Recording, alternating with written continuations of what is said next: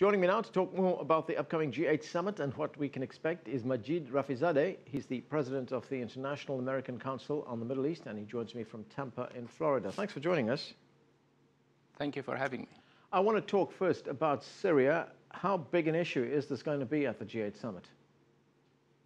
Well, it's going to be one of the issues which is on the top of the agenda. The reason is the security, which has become a very important issue in the Middle East and in the region, and the emergence of the Islamist group inside Syria, the Al-Qaeda linked group, and also the spillover of the conflict into Lebanon and into Iraq and other countries. So the conflict in Syria will be on the top of the agenda because it can destabilize the whole region and turn the region into conflagration, which in return can affect the price of the oil and particularly at the time that the global economy is facing a tough time.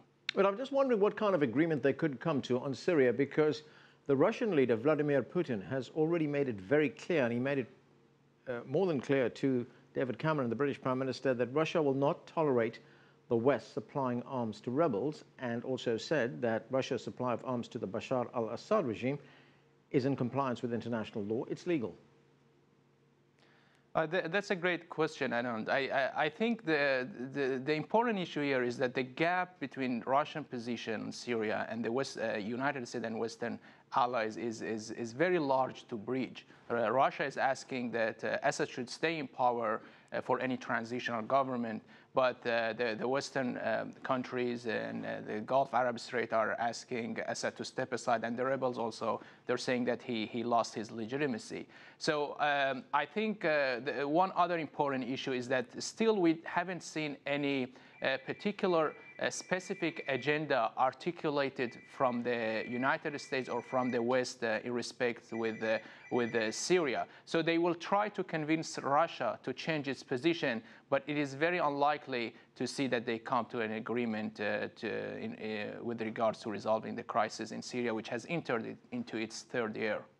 Right. Looking at the United States position, President Obama has been under a lot of domestic pressure to do something about the Syrian civil war, and he made that announcement saying that small arms and ammunition will be supplied to the rebels. What will he be looking for from his European allies at this G8 summit?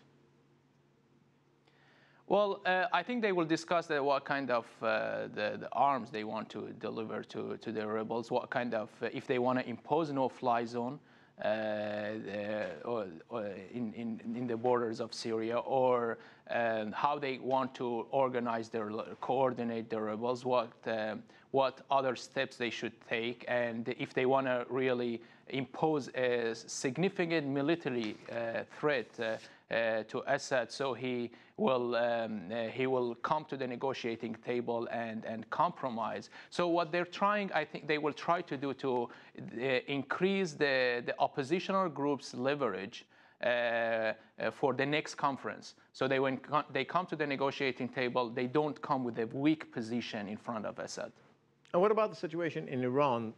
Iranians have just elected a new president. He's seen to be a moderate and seen to be someone who wants to do business with the West. Do you think this G8 summit will address some kind of means where they would have a united front in talking to Iran?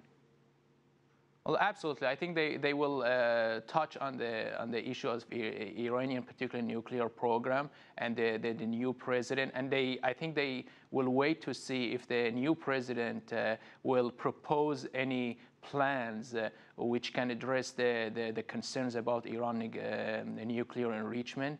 And I think if they didn't see any the practical proposal coming out, and if they saw that Rouhani he follows the same plan that the supreme leader Ayatollah Ali Khamenei is ordering, so I think they will take tougher situations, and they might impose further sanctions on Iran's economy. Okay, sir. Thank you. Majid Rafizadeh there talking to us from Tampa in Florida.